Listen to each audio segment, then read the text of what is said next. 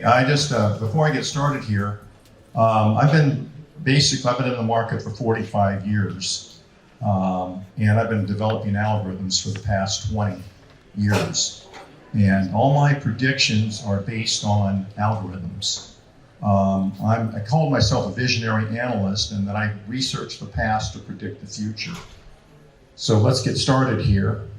So inflation's chaos, we saw that. Okay, the forecast for these 2022 forecasts are based on my proprietary research of inflation's effect on the S&P's 500's valuation metrics from 1871 to 2020. I spent 4 months doing this research, and the research covers the dividend yields and the PE multiples, the two most important valuation metrics to value a stock. Okay, these are all of my articles. I've launched them in conjunction with this event. You see, they're all dated June 4th. Well, actually, there's one at the bottom, which was the first one I did on my PE multiples research. Due to inflation's effect on PE, S&P 500 declined by at least 41.9%. March 2020, it's so far it's down 14.6%. The S&P 500. That was the first report that I did. Was that one? Okay. These two articles, I'm going to cover the material in them. S&P bottoms occur only when generational investors buy, also dated June the 4th. And Alpha Centauri algorithm outperforming S&P for 3 centuries, short the S&P 500, June 4th.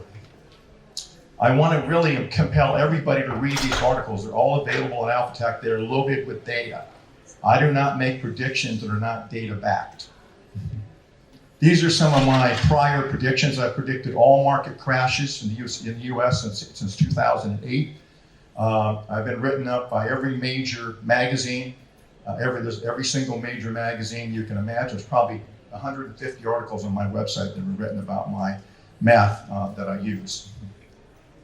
Okay, this here is actually, I'll go back here, my favorite of all of my recommendations, this one right here on the right, which is Equities Magazine, Have Wall Street's Brokers Been Pigging Out?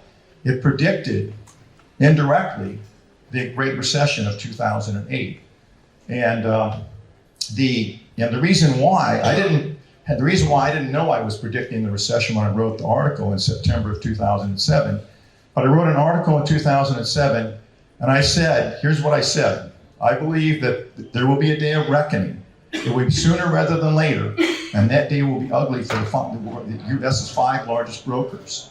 Within a year, all 5 of these brokers, 2 of them went out of business. Bear Stearns was acquired by, for a fish cake by J.P. Morgan, and of course Lehman went bankrupt, and the other 4 all had to be rescued on that. So, and what was my basis for that? I have an algorithm that detects cash flow problems in big public companies. I've predicted dozens and dozens of large public companies' bankruptcies, and these were just some of them here. That's my cash flow valuation metric.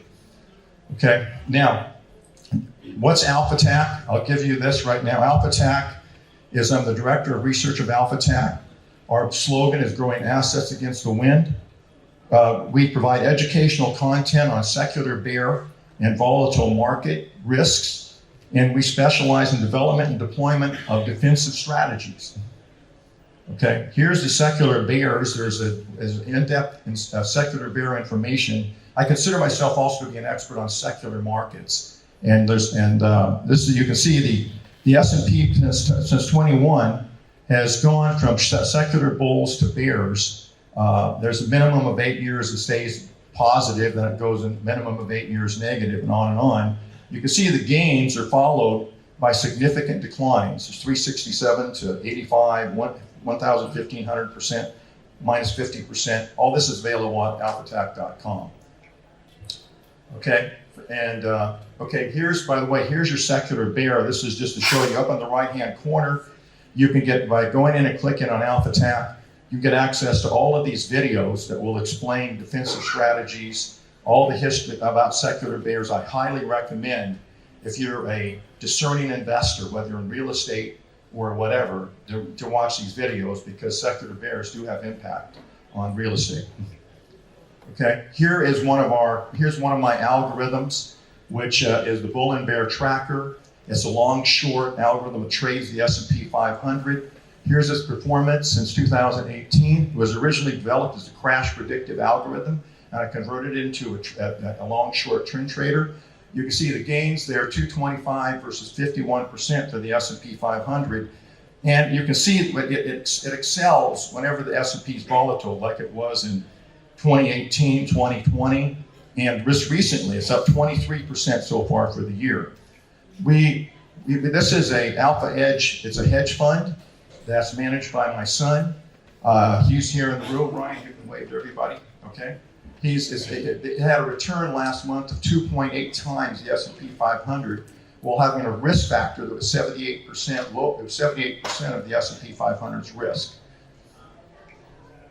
Okay, let's get into what the problem is. Okay, nominal yield and real dividend yields and inflation. You can see here there's a nominal yield. So the S&P 500, this in the month of April, had a nominal yield of 1.57%. When you subtract inflation from it, you get minus 6.73 is the real yield. Okay, here is so all of those targets, these are all of my targets. These targets are updated monthly based upon the S&P 500's yield, and that's updated when inflation is reported every month. So you can see here, these are mathematical targets for the S&P to go to, down 79.95% for the last month. The month before was 81.03 and on. Okay, here is the S&P. Here's the S&P for negative yield periods. So all those negative yield periods which we're now in, you can see the S&P 500, there's only one period of all the minimum 12-month negative yield periods since 1899 in which the S&P had a positive gain, and that was 1.36%. So it's pretty much, if the S&P's yield is negative, the returns are not, you're going to lose money. Okay, as simple as that. Here it is. Here's one here. I picked this one out because this one, the yield was negative for 176 months. That was from 1968 to 1982, and that coincides with the secular bear that occurred back then. The total return was minus 6.6%. So you went for 176 months, and you had a minus 6.6 return for the whole time period. Here's the inflation rate, that 82 period. You can see here that inflation, which is the blue line, what it did, and look at the volatility for the S&P 500. Minus 37, minus 50, minus 20, minus 28, okay? You really want to live through that. You really want to buy and hold when this stuff is going on. Here is the crashes. So here's what happens. The S&P, what it does is when the yield is negative, there's no floor under it. It crashes until the yield becomes positive. So here's all your most recent crashes. 12/24/2018, 3/23/2020, and of course we have it up here. And you can see here by this chart that it reverts back to where it came from when it crashes. Okay, here's notable positive dividend yield period. So it also works the other way. If the yield's positive, here's the annual returns for these periods. The one that I found the most interesting is 1920 to 1934.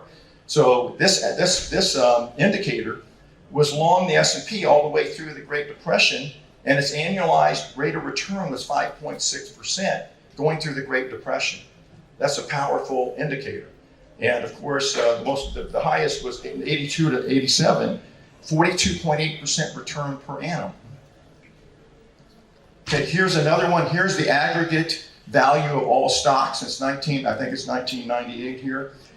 You can see here the negative yield periods, aggregate valuations. But all those red bars are negative yield periods. So you can see that for those periods, the S&P gets all of its gains in those periods where it doesn't have the negative yield. Okay, so what happened with this is the S&P 500's dividend yield indicator is overwhelmingly reliable for when to be in or out of the S&P 500 for the 19th, 20th, and 21st centuries.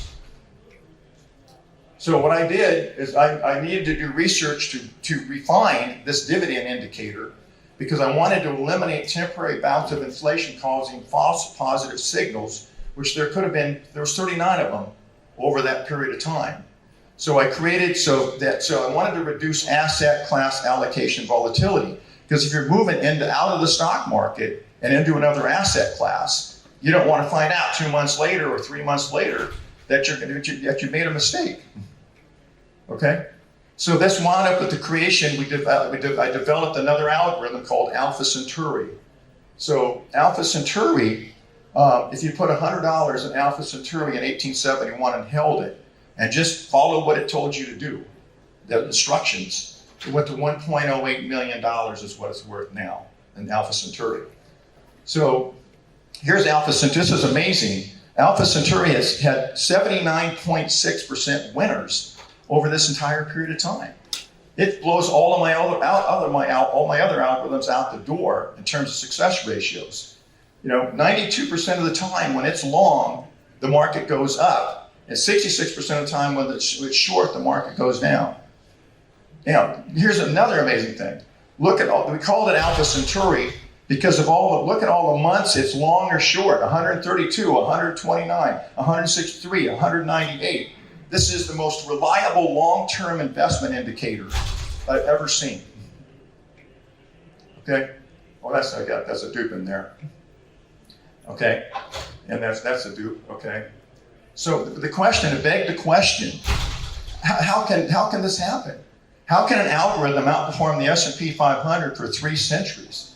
And you understand, the only way that can happen, there had to be a body of investors who created disciplines for that to happen. And so I came up with that. So I went into that, did the research, and here's what I learned. Generational investors are the ones that basically made this happen. Okay, made this algorithm so predictable. They're the world's oldest, largest, most disciplined, and longest term. Okay, 69 trillion of assets by generational investors held as of 12/31/21. That was 129% of the entire U.S. stock market at 12/31/21. So you can see here, one of them is down here is family offices, $5.9 trillion. Obviously, the world's public pension funds, the biggest long-term generational investor at $56.00 trillion. You got sovereign wealth funds, endowments, and Swiss banks. The oldest generational investor of the Swiss banks dating back to 1790. Now, what's a generational investor's most important? What do they want? A generational investor, a family office, wants to make investments that are going to be safe and also going to generate cash. So what's the best investment to make? Guess what? It's dividend-paying stocks. So here you have Coca-Cola. If you bought Coca-Cola, which they do, and it had a 17 cents per share dividend in 1995, that dividend's grown to $1.68 a share per year. Okay, most recently, it's increased its dividend every year for 60 years. Coca-Cola. So why generational investors are net sellers of stocks when dividend yield is negative? Read the article at alphatac.com. S&P 500 bottoms occur only when generational investors buy June 4th. Okay, here's the Federal Reserve. Here's the next problem. Okay, here's the Federal Reserve discount rates in U.S. recessions. Okay, so this is you can see that every single time the Fed has raised the discount rate since 1914, it has caused a recession. The probability is 100% that we're going to have a recession. Okay, there's only two. You see the two orange dots down there? Only 2 times that the Federal Reserve did not cause a recession. Okay, here it is from all the way to 2017. So it's baked in. It's coming. Okay, now here's the problem. See the bars on the left. This is inflation versus, this is inflation versus the Fed's discount rate. So what happened, over there on the left where you see the circle, you can see the inflation's skyrocketing and the Fed's doing nothing. It's just the discount rate, they're not raising it. So what happens is so what happened next? What happened next is they raise the discount rate. Finally, they raise it, okay, to stop inflation. And then what they do is they raise it during the recession. They raise it again, and they transform the economy from a recession to a depression. Okay, is what they did. Okay, so that was the first Great Depression, 1920 to 1921. GDP fell much further in that depression than the second Great Depression in 1929. We're talking a 33% decline in GDP. We're talking a 32% decline for the S&P 500. Okay, Fed's inflation rate changes. Okay, the inflation rate changes. So here is the Fed from 1925 to 1934. What I want you to notice is the bars below the axes, okay, are deflation. That was a deflationary period in the U.S. There was massive deflation back from 1800 all the way into this period. So what does the Fed, you can see, what does the Fed do? The Fed raises the discount rate while we have serious deflation. So they basically, they cause serious damage to the economy, but more importantly, because deflation increases the value of financial assets and decreases the value of real estate and real assets, okay? So what they did is they drove the real yields on securities and bonds and stocks. They drove them to record highs. The S&P was yielding 25% back then on the real yield, because it works just the opposite as when you have inflation. So what happened? The U.S. home price index, this is the home price index from 1925 to 1929. It steadily declined. Why? Because real property declines in a deflationary environment. Okay? Now, what else did they do? They jacked the PE multiples to a record high, so they created a bubble high for the S&P 500. But this is the same chart here showing the S&P, and that's the S&P's bubble high in 1929. Okay? So here again, you can see here's all the deflation on the left and all the discount rate hikes on the right. They're hiking all the way through a deflationary period. What that did is that protracted. We'll show you here. So here they are. Okay, you can see again deflation on the left and the yellow that you see. You can see here that then you can see over here after the market crashed. Okay. Then right over here, you can see that right above that deflation, right below the S&P 1871 to 2020, that was a low for the S&P 500 for the entire history of the S&P. You can see the deflation, but they're hiking again. They didn't learn from that. They hiked again twice, and that extended the depression. Because why? No one wants to give anybody a mortgage when real estate's going down all the time. There was no mortgages available. They just choked off the entire real estate market.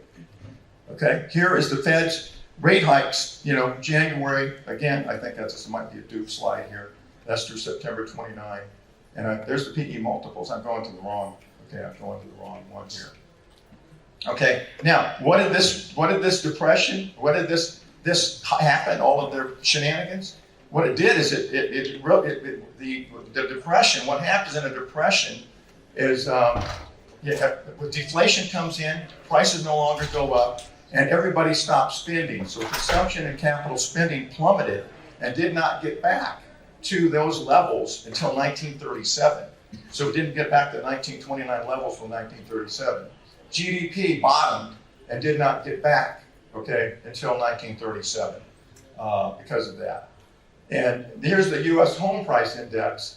It declined from 1920 to 1938 by 12.6%. Can you imagine? Okay. Now, the third U.S. Great Depression is inevitable. Why? Because the market and the economy have attributes that are similar to the prior U.S. Great Depressions. The primary causes of the two last Great Depressions rampant inflation caused the first Great Depression because the Fed had to hike in a recession. Extremely overvalued S&P 500 caused the last Great Depression because they jacked it up so high with their hiking interest rates in the deflationary environment. So you can see here is the 2022. This is the inflation rate and the Federal Reserve's discount rate hikes, okay, from 2000 to 2022. And you can see here, look at the inflation spike on the right. And look at where the discount rate is. It's eerily similar to 1919 and 2021. Eerily similar. Where's the PE multiples? Where's the PE multiples of 2020? That's the PE multiple. We by the way, this is the Alpha TAC PE multiple. We had to create our own proprietary PE multiple because none of the other ones adjust for inflation. Okay, so we have a proprietary PE multiple, and you can see here that our multiple, you can see here, all-time high in 2022. The Fed made a huge mistake when they did not raise the interest rates when inflation went to a record level middle of last year. What they did is instead of raising the rates to cool the S&P 500, they sent it to its best year, third best year since 1997. And it had more highs, new all-time highs last year, than the entire decades of the 1970s and the 2000s combined. More all-time highs for the S&P 500. They just sent the thing soaring, and we're going to pay the price. By the way, there's the multiple there on the left. The Alpha TAC PE is the only multiple that adjusts the PE for deflation. So yes, you can have a negative PE multiple, that happens to be the best. That was the best time you could have bought U.S. stocks in the entire last 200 years. Is where you see that negative, that yellow circle down there, when the PE was negative. And of course, here is, I think I've already shown you this one. Oh no, here it is. So here's the other thing that we're up against. In 1929, the discount rate was 6%, inflation was 0, and the dividend yield was positive 2.95. In 2000, discount rate was 5.3%, negative yield of 2.68. Now look, we had a discount rate of 0.25%. We got inflation at 7.48 and a negative yield of 4.86. So it's inevitable. It's cooked. Okay. So the only question remaining with which Great Depression will it mimic? Will it mimic 1920 to 1921, with a 32% S&P 500 decline, or will it mimic 1929 to 1938 at 85% S&P 500 decline? Okay, here is 1918 to 1924. What happened in 1918 is you can see the PE was 26.3 at 8/31/19, the ATPE. The index declined by 32%, and then we see it rallied back by October of 1922. It rallied back to, it made a strong rally back, and the PE at that point was only 6.2. So what happened is that then enabled it to recover, the economy to recover much faster, because the problem with a massive stock market decline is when it doesn't recover, people become fearful and stop spending. They retrench. Cap businesses and individuals will stop spending. So it's important that you get the market back up to within 10% or 15% of the highs as soon as possible. And of course, and they were able to do that, but why? Because the PE multiple was only at 6.2 in 1922. Now the problem with 1929 is the multiple was 6 points higher. It was 32.66, and you can see here, the market crashed by 45%. Everybody thought it was a great buy. When it rallied to the recovery high, the PE was back at 25.8, way too high. So what happened? Then what happens? It crashes again and goes down by 85%. Okay. Do I have time for questions? So you just went through these two scenarios. So what is your prediction at this point? You said it's 100%, but what is it? You started this with a slide that said that was a 78%. 79.95. 79.95%. Can you elaborate on what you see going on currently? On the what? Please elaborate what you see currently. Relationship of, like, you asked this question about which does it resemble more, and you started with this prediction that would be at 79%. So can you please elaborate? My math is clear. 79.95. I'm saying to you, I'm not comparing my math to those two two lows for depression lows, 30, 32 and 85%. I'm saying, pick your point. I mean, the point is it's which one is it going to favor? One of them's going to happen, either 32 or 85. But I'm saying my math corroborates that math. I'm saying 79.95, and mine's been as high as 80.3. Mine adjusts every month. Mine could go back, if the inflation rate soars next month, I could come back and say it's going down 91%. Okay? Yeah, got a question with that? I can say that for the most part, it's really exciting to see and hear. You made a comment earlier that there's a correlation between what you were presenting and real estate. Can you expound on that in today's terms and relationships so that we understand it, not just in the context of a mathematical figure, but in how it will impact the real estate industry? Okay, here's what I think. I'm glad you asked that question. I do a lot of research, and I'm saying that I'm going to do some more research, but I believe we're going to see deflation coming. And because a massive decline that is coming in the stock market it's going to stop everything from there's not going to be any money around. Okay, people are going to be in fact there was a chart, I didn't show it to you on here, I don't have time to look at it, but what happened is the Fed in 2008 for the Great Recession, they came out and juiced the economy. And it did stimulus, they did the same stimulus in 2020, because they're scared to death that a massive decline of the market will exactly do that. It will cause consumers to stop spending and businesses to stop spending. And when that happens, you're talking no inflation, you're talking about deflation. And you can see that in my data. You can see it on my chart. I just didn't point it out here today, I forgot to do it. But it was in 2008, you can see the decline, the deflation hit in 2008 was what happened. So remember, the yield's going to go to a negative, it's going to go from negative to positive.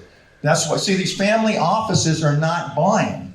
A family office and these generational investors are sitting in cash and they're not buying shares. This is all in my reports on the website. So if they're the only buyers, if they have more money, all of the generational than everybody else in the world, and they're not buying until the yield goes positive. Look, you're a fiduciary when you're a family office. You have a responsibility to make sure that you're protecting your assets. You cannot be sitting around waiting 20 years in a deflationary environment and holding assets that are going to get afflicted by inflation. You can't do it. So the family office has a sheer size disadvantage. They're big, but the point is, until the yields turn positive, they're going to sit in cash. I have so many instances in my reports about this. I've just given you sort of like the summary of my reports. So yeah, I highly recommend that you read these reports. They're loaded with data.